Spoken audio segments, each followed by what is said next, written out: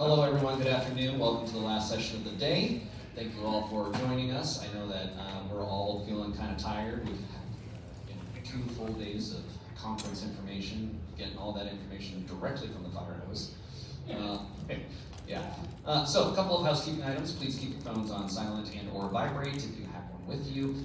If you have a question, please raise your hand. Also know that if you raise your hand, you are volunteering yourself for microphone duty. This is being recorded. That's why we need the microphone usage, so that we can hear your valuable input, feedback, and questions, and then we can continue on and show this to other people when this is done. With that being said, there will also be a survey at the end, and I've heard that there's some bribes going around to encourage you all to take said survey. I highly encourage you to take it as well. Without further ado, Matt, please go ahead. All right. Thank you very much.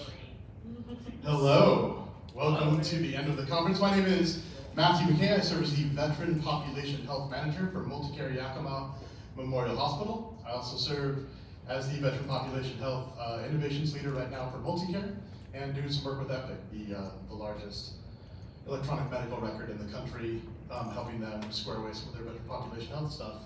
I don't normally introduce myself this way, but since this is the WDVA Serving Those Who Served conference, I also served as a military intelligence officer at the Army. I served with the 116th Cavalry, which is a heavy brigade combat team, and in addition to some very interesting TDYs, I deployed to Iraq for a year-long deployment in 2010. So, slide please. I know a lot of us here, we've been talking about veterans for 2 days, but because we also have some folks watching online a little bit later, I'd like to define what a veteran is. So a veteran today, the way that I'm going to use it, is anyone who has ever served in the armed forces of the United States. And we're using that definition because that's what we're going to talk about when we talk about Veterans Health Administration and Veterans Benefits Administration, signing up for those VA medical benefits and VA disability. We're concerned with all veterans, not just those who necessarily have deployed or who retired from the military or any other number of definitions that people sometimes think about when they think of veterans. The more observant folks in the room right now might be looking at that guy on the bottom left of the screen and saying, he looks oddly like the guy that's talking at me. And the most observant might be thinking, oh, that's awkward. I think that's the same guy.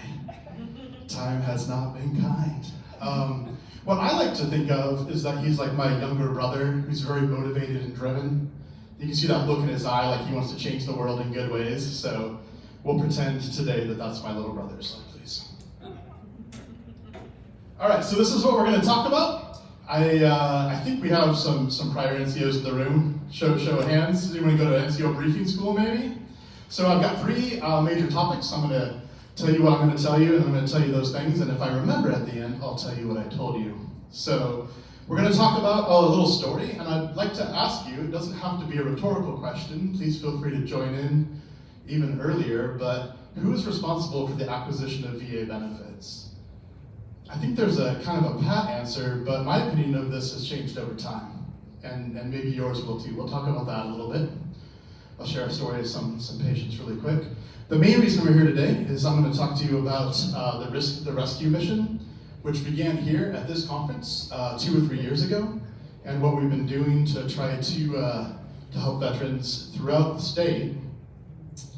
And the last part is veteran population health. I was asked by the conference to speak on gaining insight into the upcoming private sector healthcare innovations supporting military veteran patients in Washington State. So we will spend the majority of our short time talking about those first 2 things, and then we will speed run through the end. So going up to the first one, story, who is responsible for the acquisition of VA benefits? Not to put anyone on the spot, but Billy raised his hand, so you want to hand the microphone? There you go. Abraham Lincoln. This way you can be famous. That's all I know. Abraham Lincoln started it for Civil War vets. Oh, you may be right. I have no idea. But nowadays, Billy's a fountain of no, genuinely, I'm not making a joke. Billy's one of the most knowledgeable and helpful people we have in Yakima for veterans. Yeah, so, go ahead. However, the veteran has to take care of the enrollment themselves, correct? Absolutely, yeah, thank you. Sadly. Thank you for playing, I'll give you more here. Yeah. Yeah, that is the answer, right? That's what we always hear, and that is what I believed, past tense.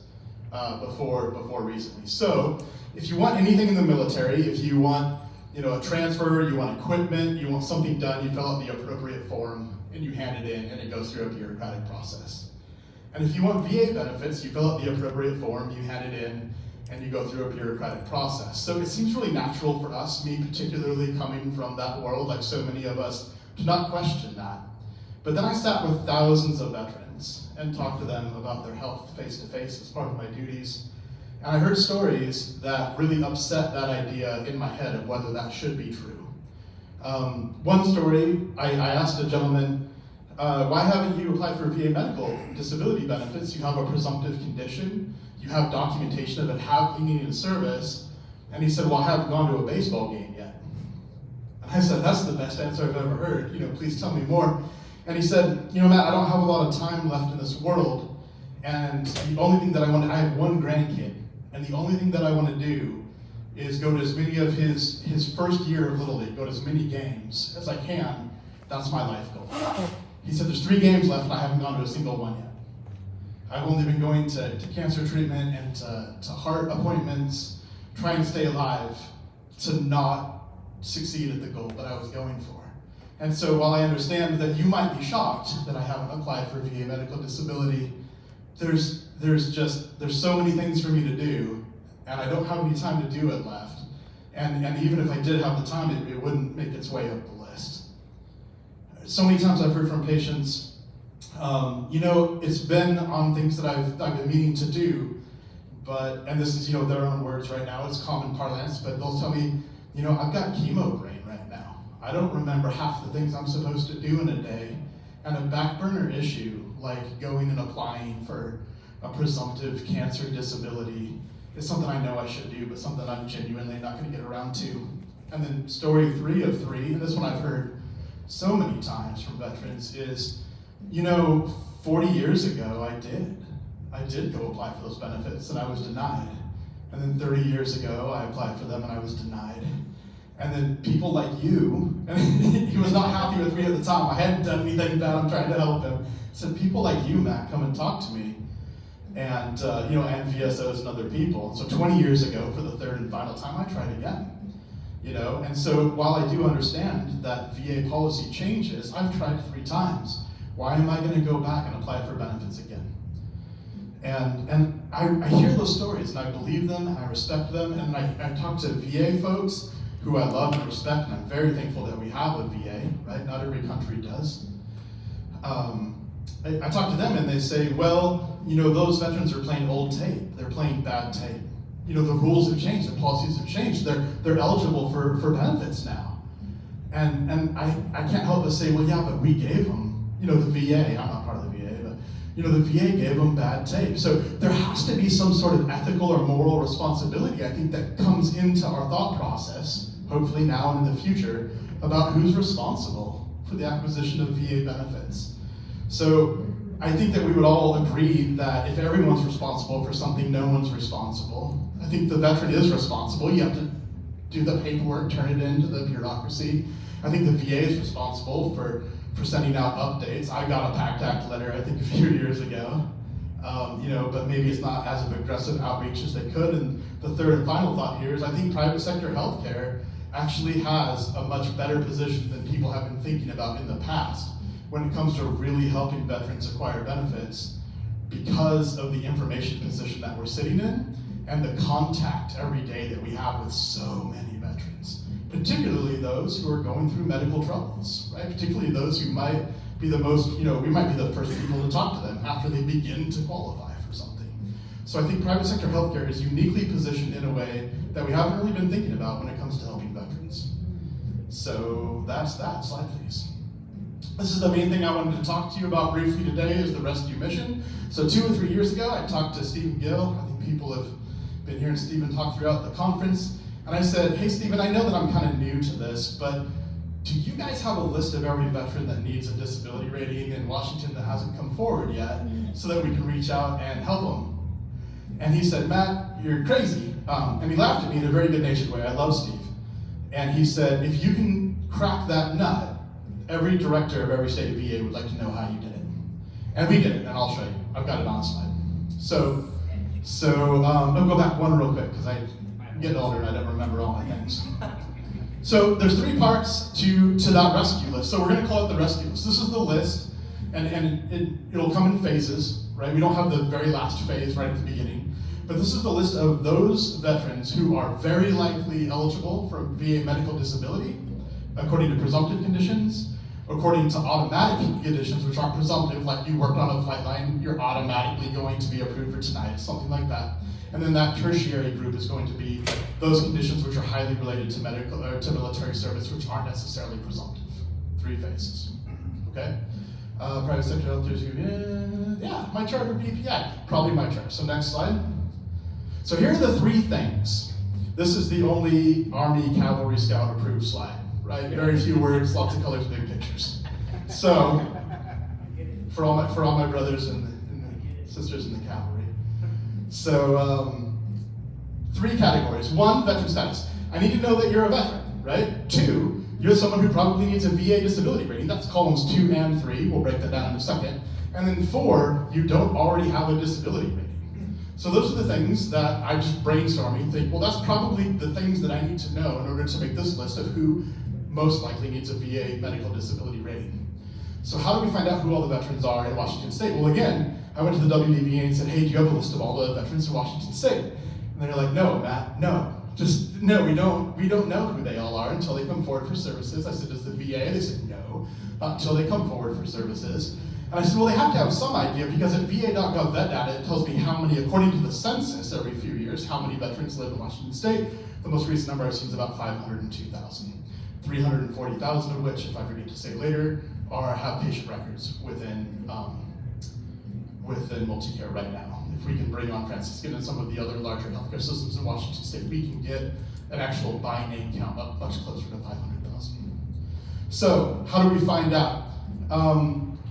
We began less than 12 months ago, after a great deal of advocacy, to ask at registration, every single time someone registers for a MultiCare service, are you a veteran? So we are now collecting that information. Started out here in Yakima first, Yakima Hospital, and then that practice spread throughout the rest of MultiCare 2 years ago when MultiCare acquired Yakima Hospital. I was able to reach my tendrils into the rest of MultiCare and make that happen as well. But very excitingly, very recently, there's an API, Title 38 status API that the VA is offering through the Lighthouse Group.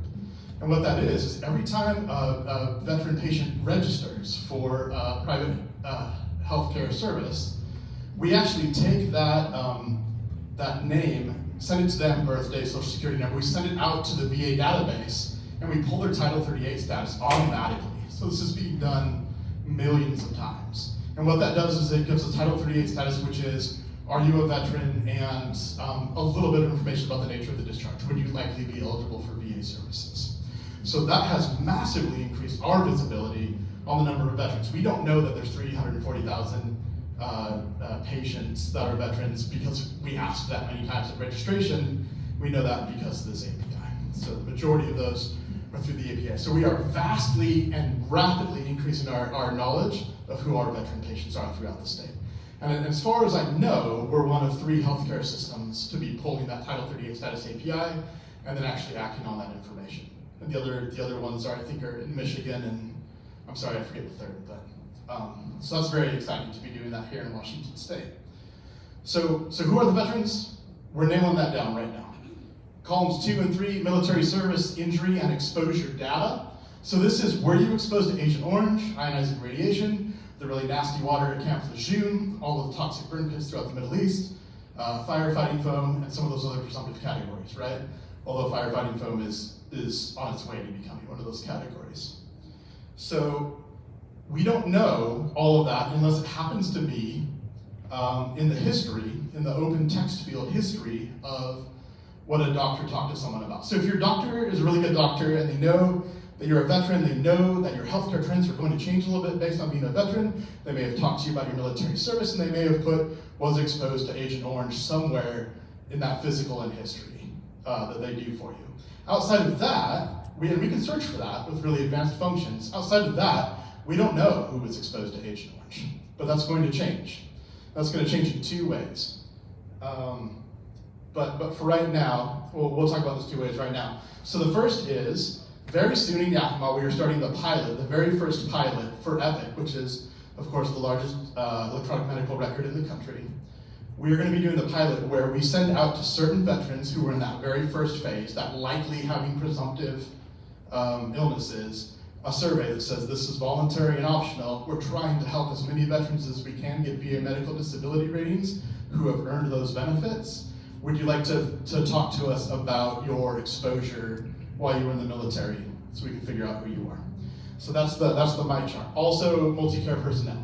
In addition to veteran benefit coordinators, my goals for the longer term into 26 and 27 are to include in our standard questions that you're asked when you come in for private sector healthcare about your exposure data, right?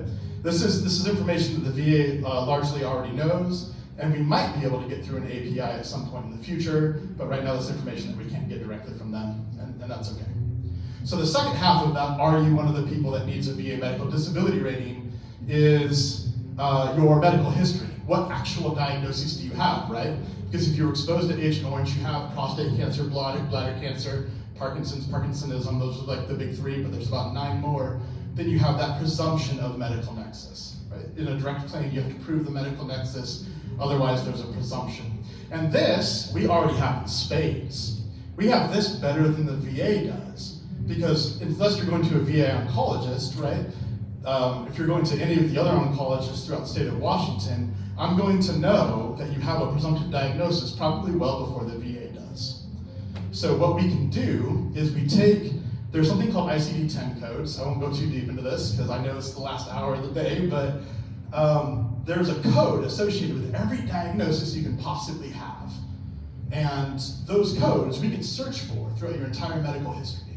So I've made a list of 2,837 of those codes painstakingly and gone through and found everyone that matched the narrative description of one of the presumptive diagnoses that are on the VA websites. And what that will do is it allows me to take every patient, narrow it down to just the veteran patients, and then narrow it down to all of those veteran patients who have a diagnosis, which would be presumptive if they have the exposure, okay? All we need now is the exposure data, and we'll have that list. If you can crack that nut, every state will want to know how to make that list. This is how we're making it. So we have that data, we're sorting it by ICD-10 codes right now. Column 4, do you already have it? Now, last year, we had some of this data, and I just called hundreds of veterans in Yakima because I didn't know what I could better be doing with my time. So I called hundreds of veterans and I said, hey, my name's Matt. I've probably talked to you because you were in the hospital 2 months ago. Or sometimes I have these notes that I charted. I'm going to talk to you about whether you've gone and talked to a VSO yet because you have prostate cancer, bladder cancer, whatever those things were. And a lot of the folks I talked to would say, I wasn't exposed to Agent Orange. And I would say, great, I'm so glad that I was able to talk to you. Some of them will say, I've already got the rating. I've got 100% rating, for this. And I'll say, I'm great, I'm so glad that you went and got your rating. But that third category was, oh yeah, I do have that diagnosis, I don't even know what a VSO is. So we made 126 referrals to VSOs based on me just chain calling people without some of this data. But with this data, my goal is to find the other roughly 50,000 veterans across the state of Washington who have the presumptive medical nexus and would benefit from some of that VSO education. So rather than calling people and hearing, oh Matt, I've already got that diagnosis, rather than calling people and saying, I've already got that rating, what we want to do is figure out who already has those disability ratings. So we're gonna also ask that when we send out that first phase of voluntarily MyChart surveys. We're going to be asking that with staff throughout all of our facilities in the future. And then also, there's a service eligibility and history VBA API, which we can't access yet, but we're working on being able to access that. And that's the API that actually has a listing of the disability ratings that veterans have already, and would also have our other information, which is whether or not you were exposed to Agent Orange. Now, of course, we want to respect everyone's privacy, and I'm a VA patient too, so these would only be the patients who have already opted into information sharing between the VA and private sector. So it's, again, completely optional, but if you're one of the veterans like myself, who have opted into information sharing between your VA provider and your private sector provider, then we would get all of that information and the list would be complete. All right, any questions on that? I see a lot of head nodding, more than I thought. Thank you everyone for the head nods, that's encouraging. So I'm just kind of, that's okay, I'll wait. So I've always been kind of curious about some of this stuff. As an example with my chart, because I'm with Providence and I'm used to seeing my chart. Now, I'm assuming that not every, like Providence may not be part of this at this point. But is my chart the same, if the hospital uses it, is it the same nationwide, or is this still in the infancy portion to see how it's going to be tested and before it goes forth? Let me see if I can answer your question. You correct me if I can. So what my chart is, taking a step back, Epic is an electronic medical record. It's the software where all of your medical history and medical files exist, whether that's like outpatient clinics or inpatient hospital. All of your medical records when you're a patient of a particular healthcare system are going to be in whatever electronic medical record they use. My chart is the app that you have on your phone to access your own stuff. So it's messaging back and forth between the providers. It's like rather than waiting 3 weeks to see your lab results, you can see them the following day on your phone. So my chart is the portal through which you can access Epic. So my chart is owned by Epic. It's their phone app, so you can see that sort of thing. Now, if it's not, I definitely am going to, once we've piloted this program and we know that it's working and the engine works, we're definitely going to be going not only to our sister healthcare systems throughout Washington State to collaborate, but our program right now is the model that Epic is using throughout the entire country to begin doing the same work.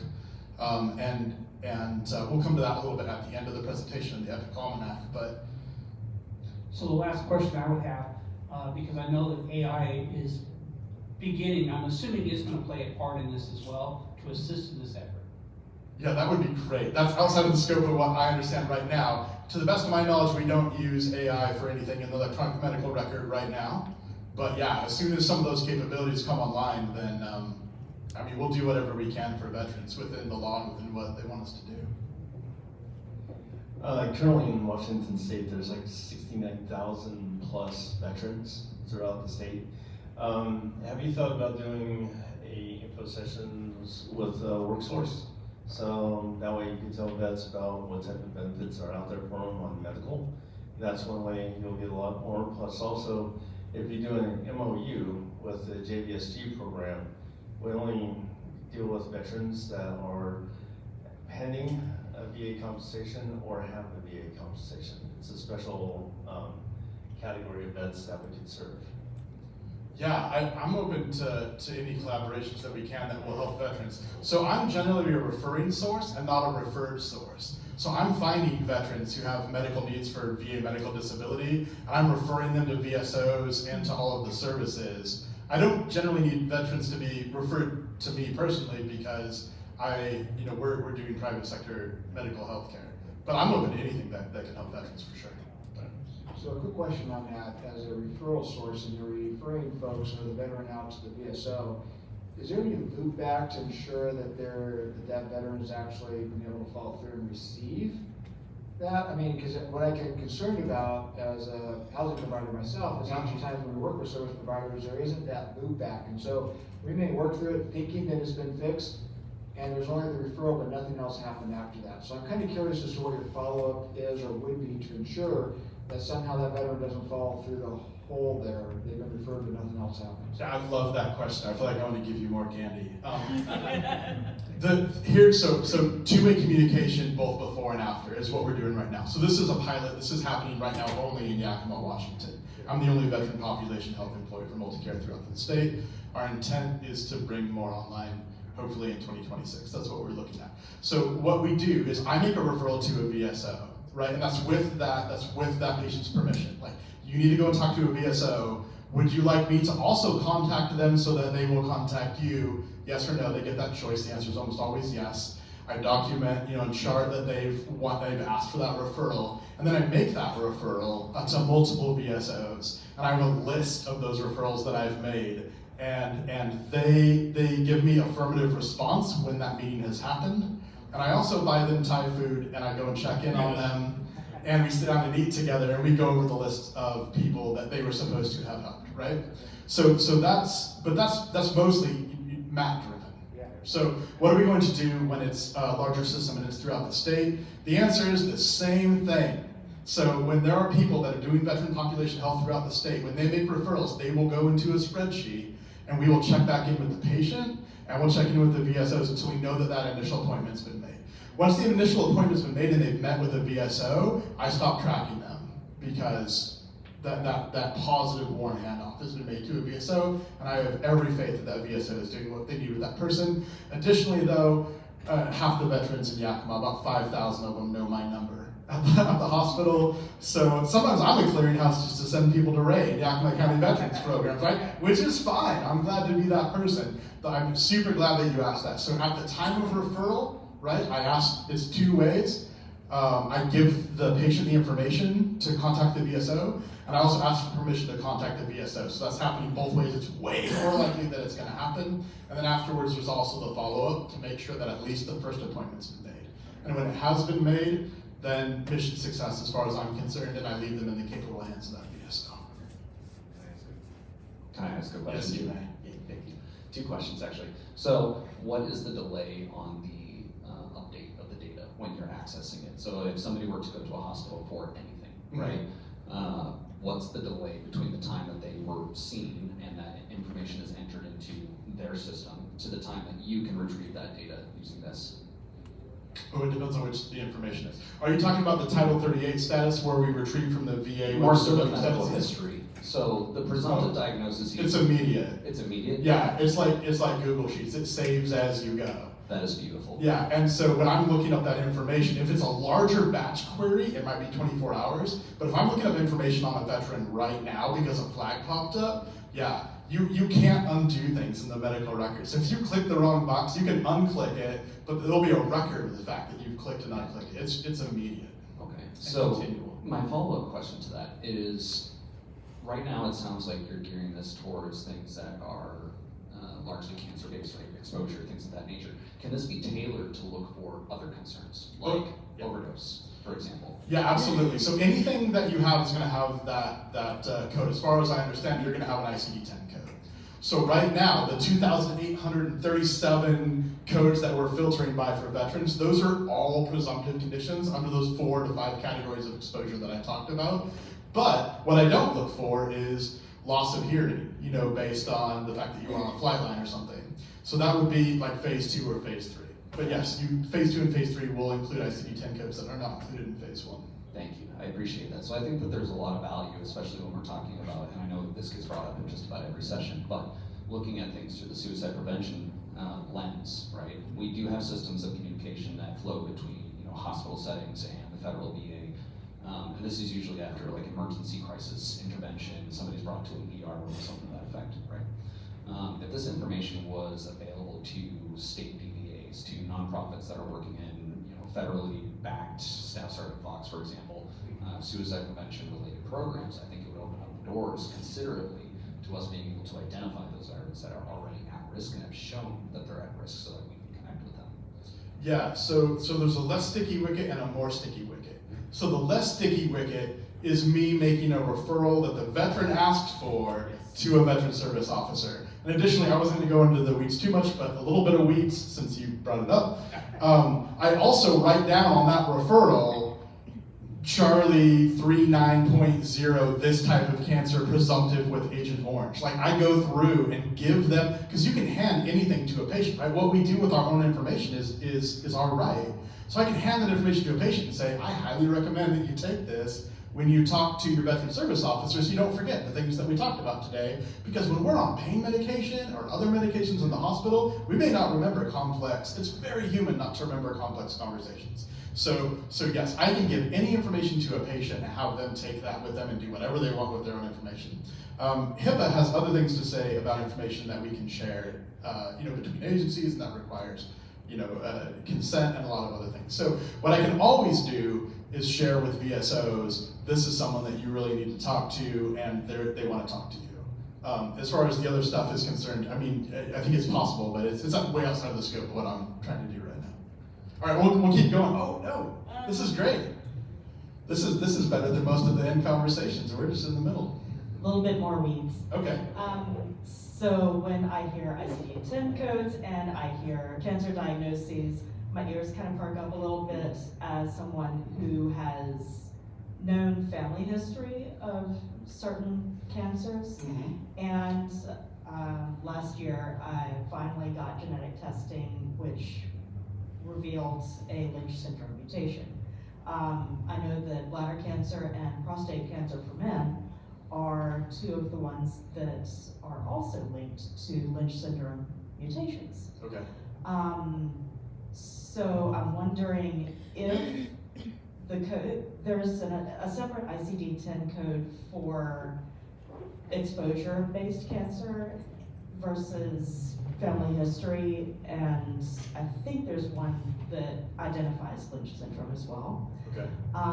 So I would wonder, and this may be kind of a quick win in this, and kind of think about it as this continues to develop, making sure that when these systems are talking to each other, that genetic base risk doesn't get mixed up in it, so that then the VA says, oh, you have this presumptive diagnosis, Right. but oh, whoops, you have that genetic predisposition, so sorry.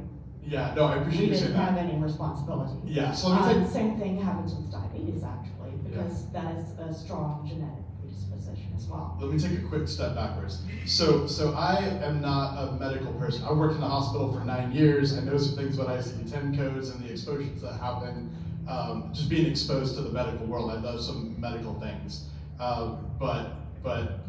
Yeah, what's associated with other things is a little bit outside of what I know. But what I wanted to say was, let's take a step back. The prostate cancer ICD-10 code doesn't specify whether it was likely from Agent Orange or from something else. In fact, to the best of my knowledge, and I just looked through all the ICD-10 codes to make this list, there's no reason associated with any of these codes about why they think you may have gotten it. So the code is just, this is the diagnosis and the disease, and why you got it is up to anyone else to determine.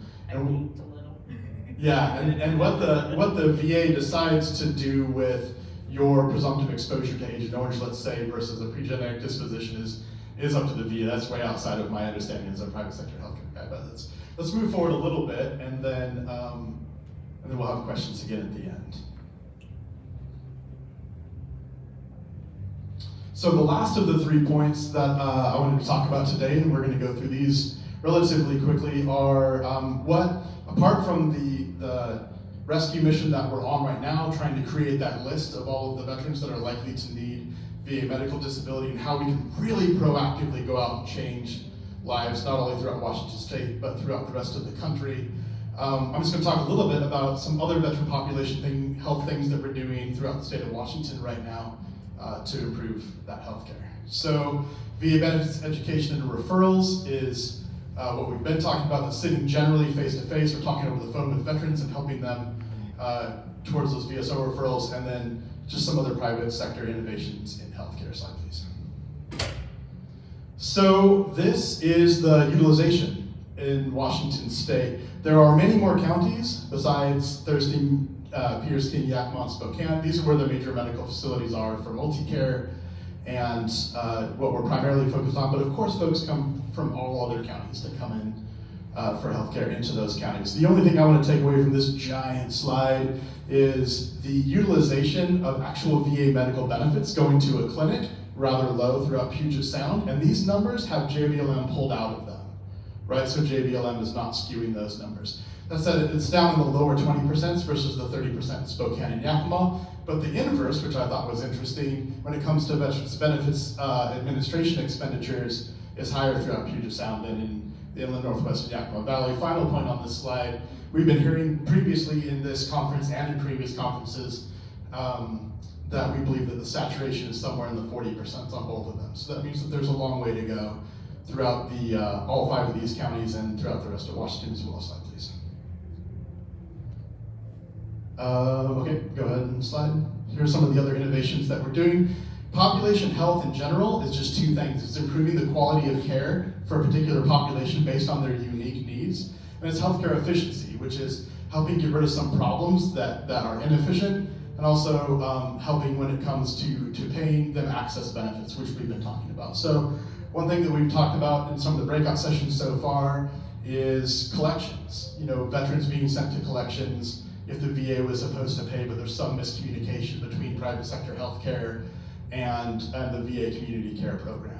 So that's something that we're definitely looking at right now. I'm trying to get so that when we know that the VA is the primary payer and we already have an authorization number that we know about, there's absolutely no reason that veterans, or anyone else for that matter, you know, should be sent to collections. Or what generally happens, not just with MultiCare, but all of their healthcare systems, is there'll be a denial for some reason, and they'll rebill until it eventually happens, right? So that's an example of an inefficiency in the system that we can work to remove. Slide, please.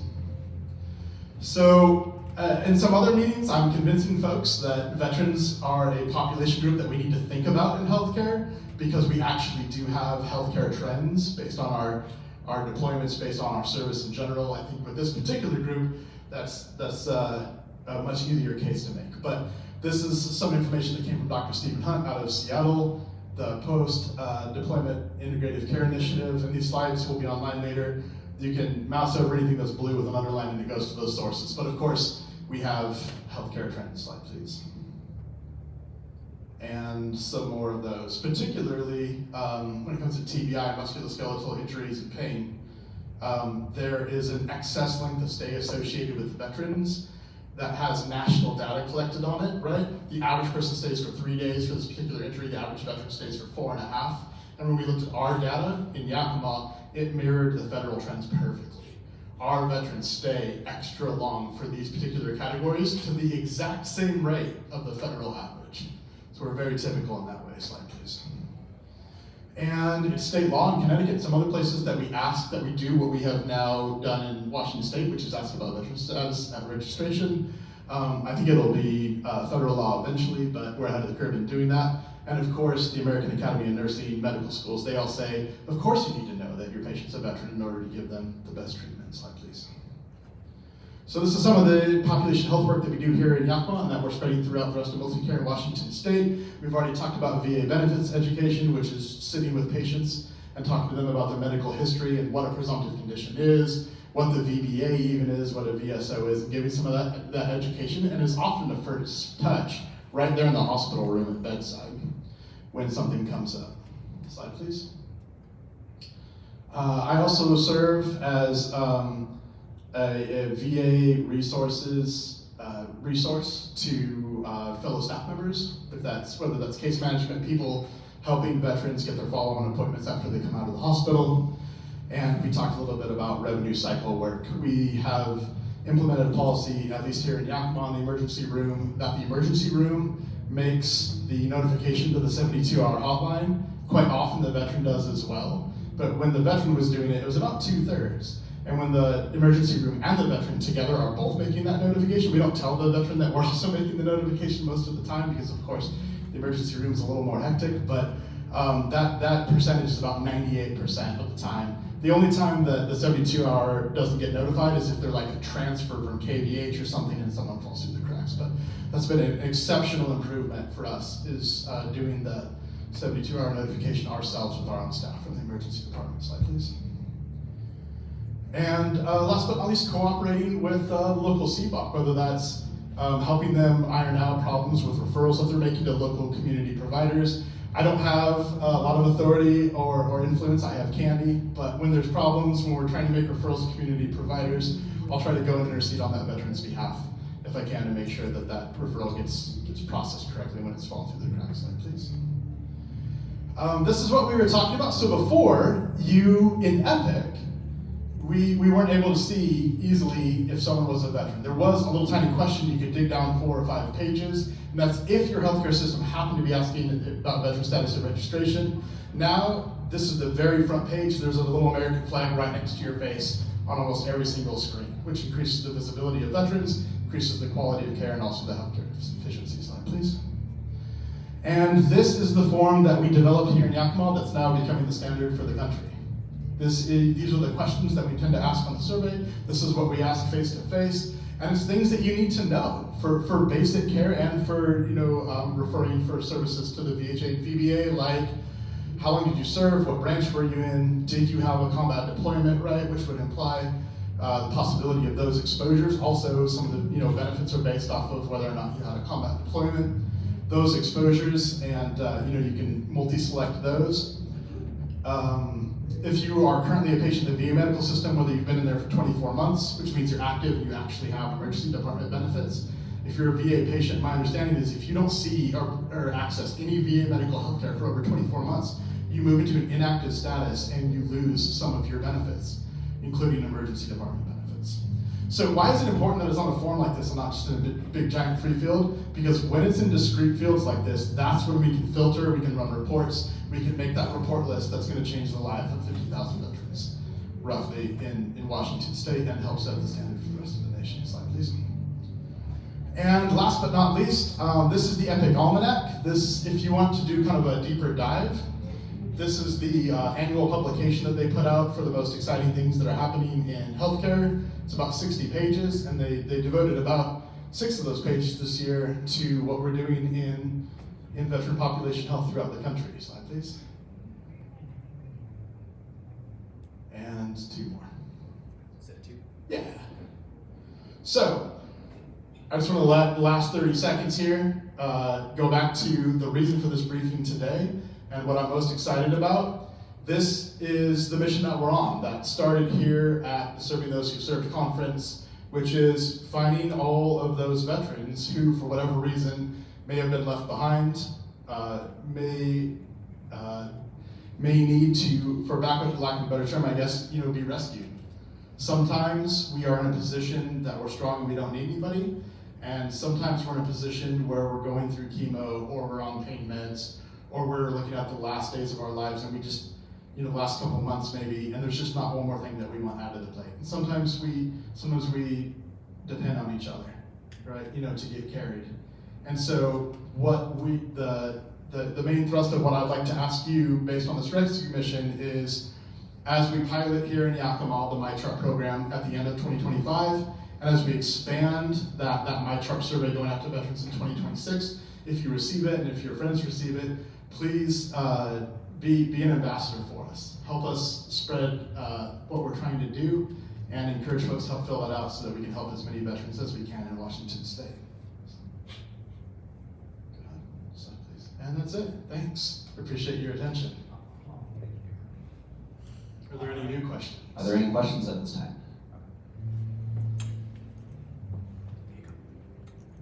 So you talked around a pilot.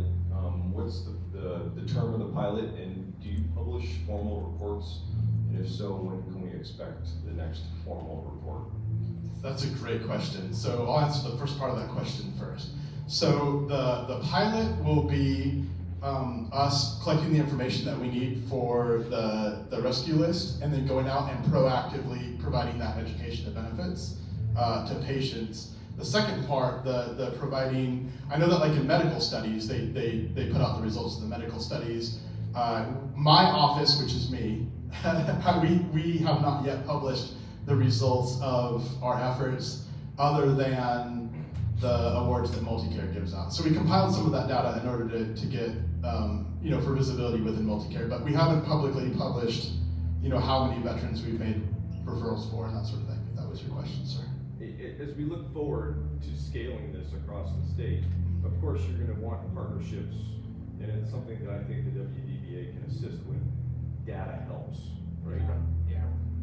Yeah, so what we'll be able to provide in data are those things. Can we go back to that slide with the 4 columns? So what we can provide in data is the number of veterans that we're able to find, right? So of the 502,000 roughly veterans who live in the state of Washington right now, we know that we currently have visibility on 340,000 unique patients. We can say this is how many we've been able to refer to VSOs, and with permission, I'll have to figure out where the line is, but with permission, we might even be able to say this is how many patient records, and I've been told by our data scientists, in aggregate data is a lot easier to share, right? obviously not specific people, but in large aggregate data, it's easier to share. But we'll be able to say, this is how many veterans within our data have any of the types of cancer that are associated presumptively with any of those exposures. So that larger scale data, you said that is helpful, absolutely. We can share that larger scale data and say, this is how many folks we know are receiving VA medical disability right now. That's published by the VA on vet data. This is how many have those conditions. But as we also get the how many were in Vietnam and how many are Agent Orange exposed, either through the API or through our own MyChart acquisition, both of those sources, that will give us a beginning of a determination of how many are still out there.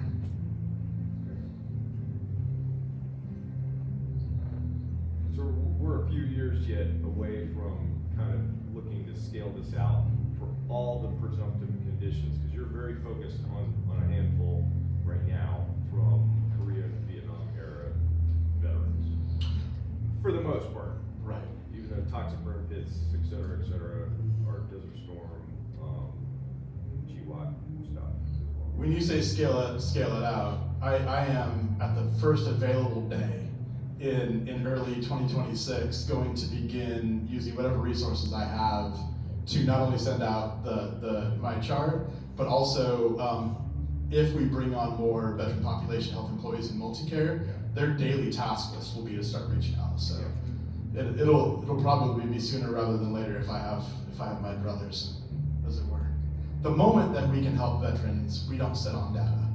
And I called hundreds of veterans before I had the data just to see if they might need a VSO referral, and we referred 120 plus of those veterans. So as soon as we have any data that we can act on, I want to at least reach out, because it doesn't hurt to reach out and say, hey, do you need this help? And if the person says yes, to refer them. Sometimes when we're pioneering new innovations that no one else is doing, we just plow ahead with the best thing that we can do in the moment and then refine it as we go. Awesome. All right.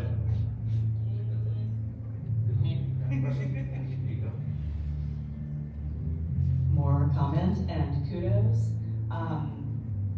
I'm going at this from mental health person. What I'm hearing you doing is so exciting, and it's so great to see. I went into social work and therapy for a reason. I love math. I'm kind of terrible with data in a lot of ways, but it is amazing the power of being able to take that data that's available and start to make a real world difference. And that is what you're doing. Yeah, I really appreciate you saying that. I am greatly concerned with the large scale. And that's not because of candy. Yeah, thanks. Everyone fill out the survey so I get invited back, at some point in the future.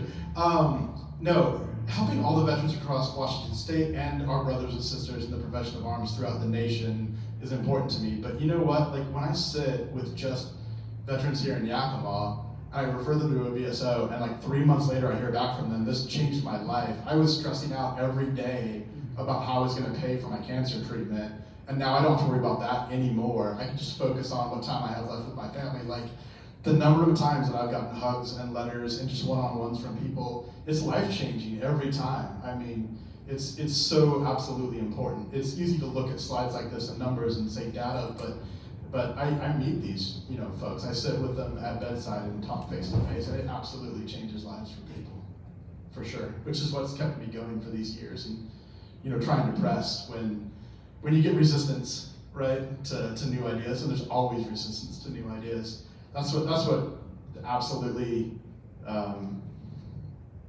makes me impervious, I think, to the resistance, the bureaucratic resistance is all of those memories of the people that you help face to face. They can't dissuade me now from the course because I know it's right. Okay.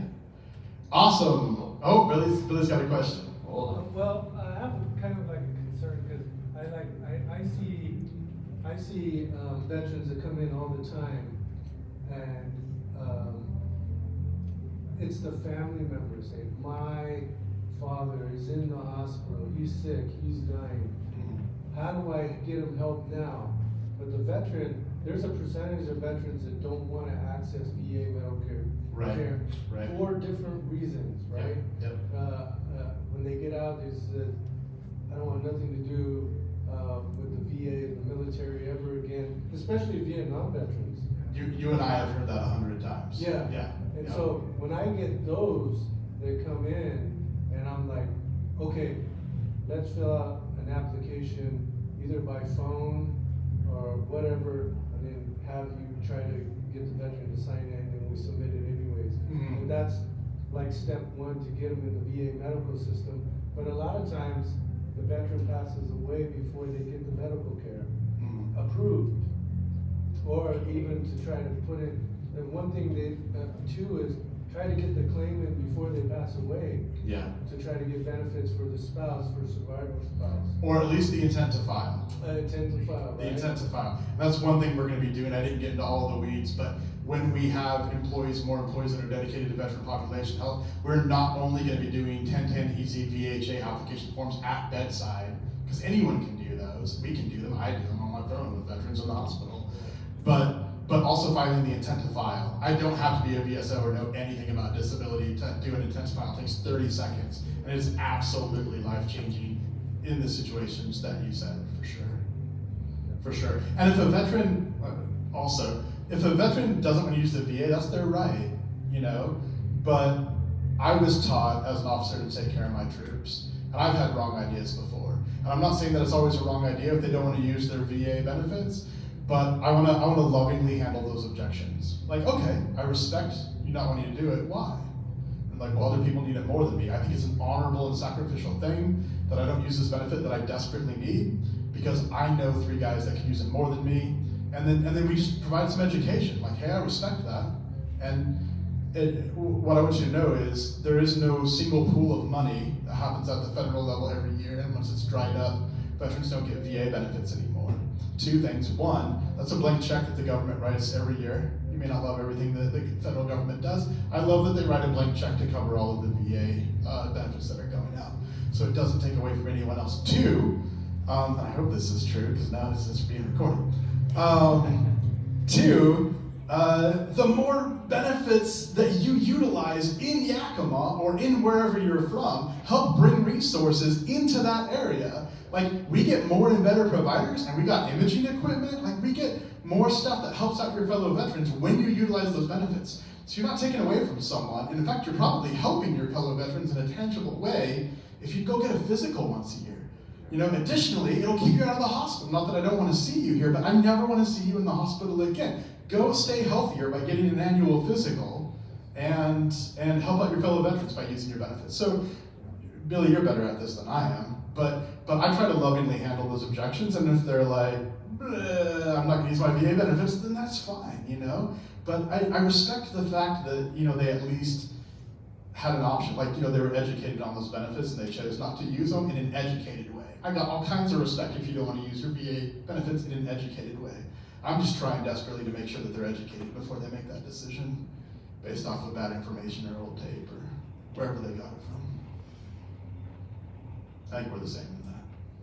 Yeah. Okay, ready, break.